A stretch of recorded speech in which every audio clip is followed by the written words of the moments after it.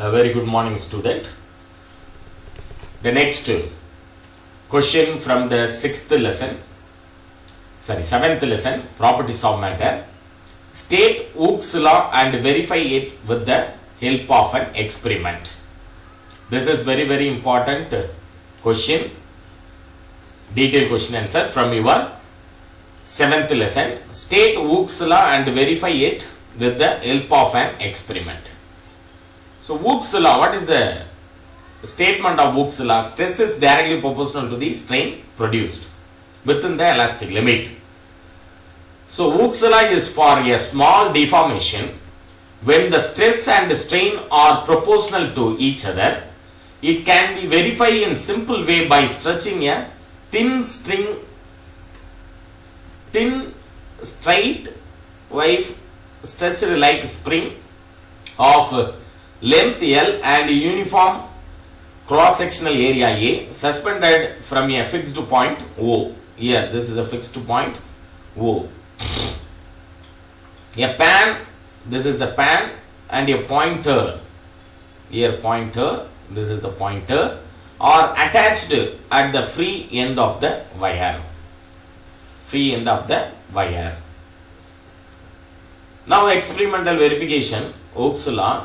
Stretched force is along the x-axis, then the extension del L along the y direction. The extension produced on the wire is measured using a Vernier scale arrangement.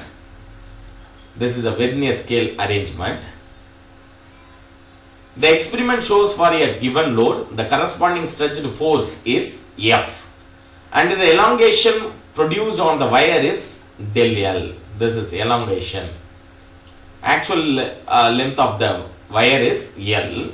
Elongation of the wire is del L. It is directly proportional to the original length L and inversely proportional to the area of cross section A. This is a very important statement. It is directly proportional to the length L and inversely proportional to area of a cross section A. A graph is plotted using force on the x-axis and the del L on the y-axis. Therefore, del L is equal to slope F. Del L is equal to slope F. Now the equation is del L is equal to slope F. Multiplying and dividing by volume. V is equal to AL. Volume. What is the formula of volume? Volume is equal to area into height. Here height is nothing but length. So that is why A into L. So F slope is equal to multiple and divided by this value AL divided by AL into del L. Here del L. Rearranging we get this A goes to left hand side means F by A is equal to this step can be written as L. So this A goes to left hand side in the denominator. So L by A into del L by L. So L by A slope, del L by L. L by A slope is the constant. So F by A is directly proportional to del L divided by L. Comparing with the equation 7.1 and equation 7.2, we get equation 7.5 as sigma is directly proportional to epsilon. The stress is proportional to the strain in the elastic limit. This is stress, sigma is the stress, epsilon is the strain. So stress is proportional to the strain in the elastic limit. The next subtopic is stress and strain profile curve. Stress and strain profile curve. The stress versus here.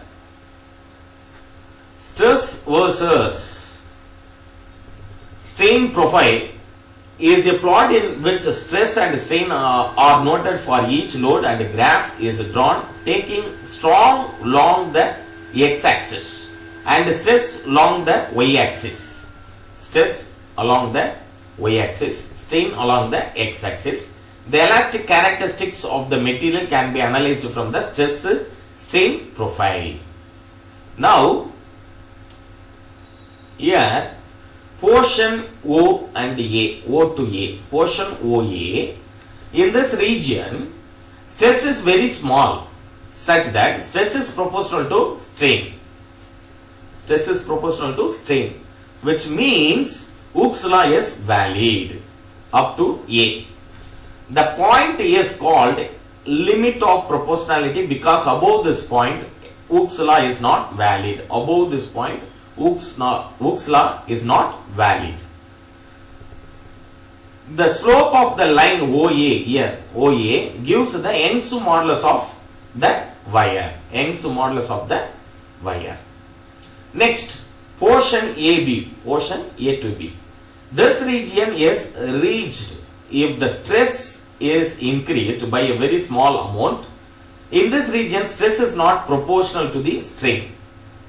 But once the stretching force is removed, the wire will regain its original length. This behavior ends at point B, and hence the point B is known as yield points. Yield point, elastic limit. So this is very important points. The behavior of ends at a point B, and hence the point B is known as yield point, elastic limit. The elastic behavior of the material here wire is stress strain curve is OAB. OAB. Then portion BC, portion B to C. If the wire is stretched beyond the point B, elastic limit, stress increases and the wire will not regain its original length after the removal of stretching force. So portion B to C, if the wire is stretched beyond the point B, that means beyond the elastic limit, stress is increased and the wire will not regain its original length after removal of stretched force. The next portion is C to D, portion C to D.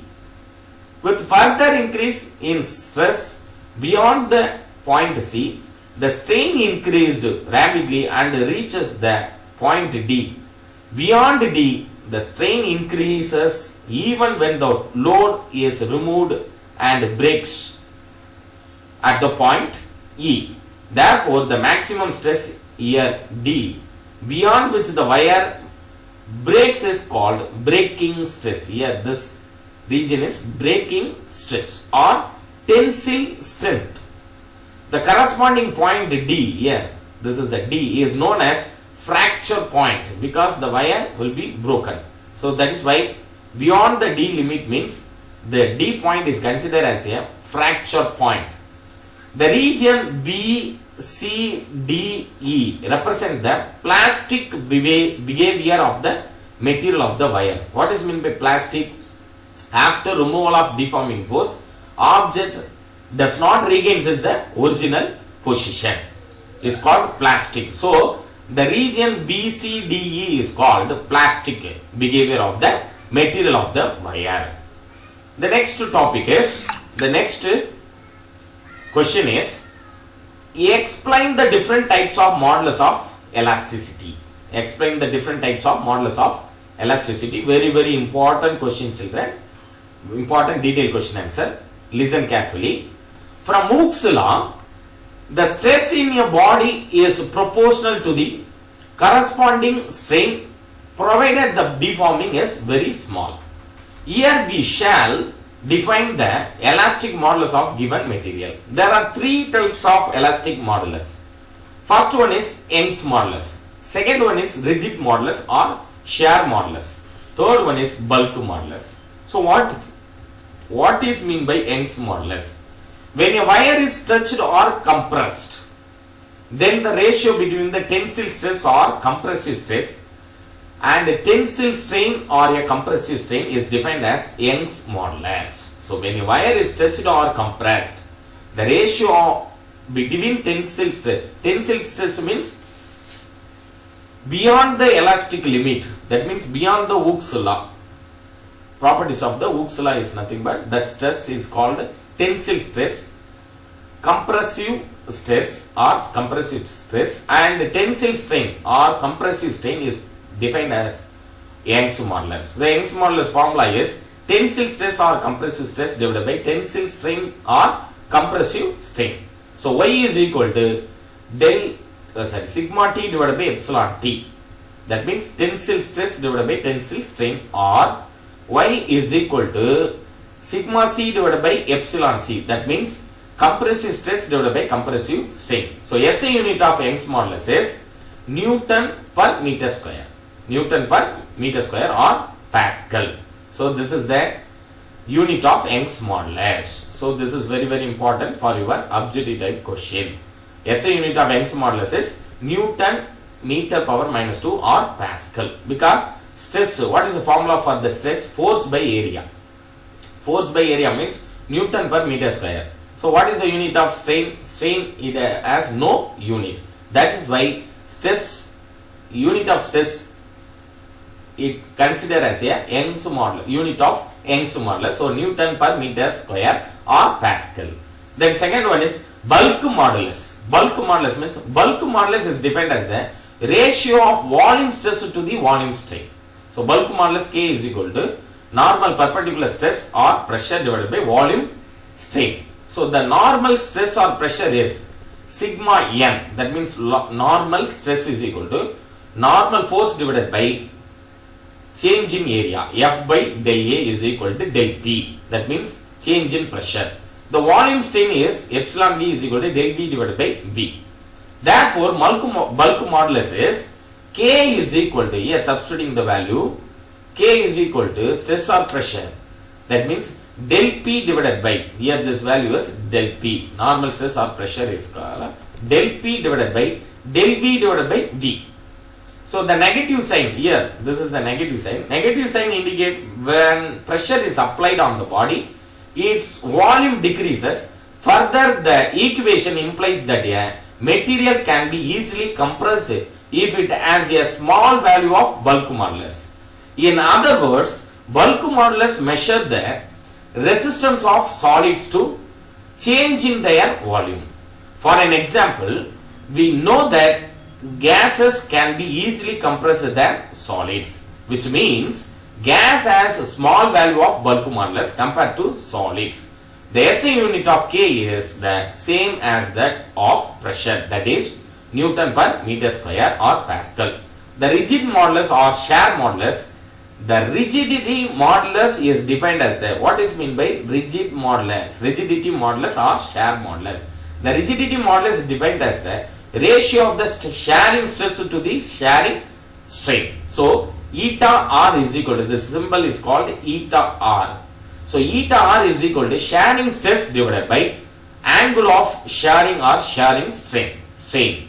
The shearing stress is, what is the formula for shearing stress?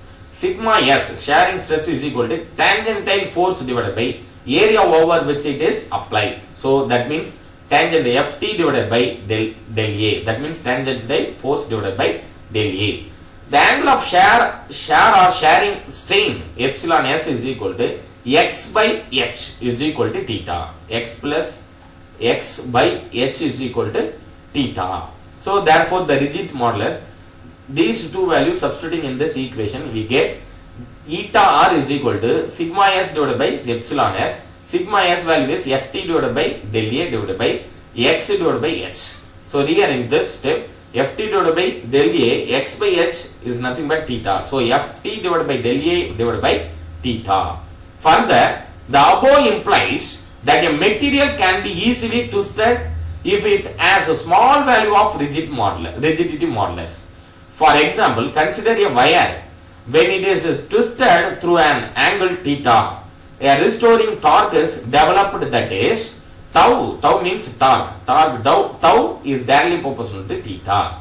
This means that for a larger torque, wire will twist by a large amount. Angle of shear theta is large. Since rigidity modulus is inversely proportional, so this point is very important point, children. Rigidity modulus is inversely proportional to angle of shear. The modulus of rigidity is small. The SI unit of eta R is the same as that of pressure, that is Newton per meter square or Pascal. So this is very important question, children. Detailed question answer from your sixth lesson. Explain the different types of modulus of elasticity. Explain the different types of modulus of elasticity. Thank you.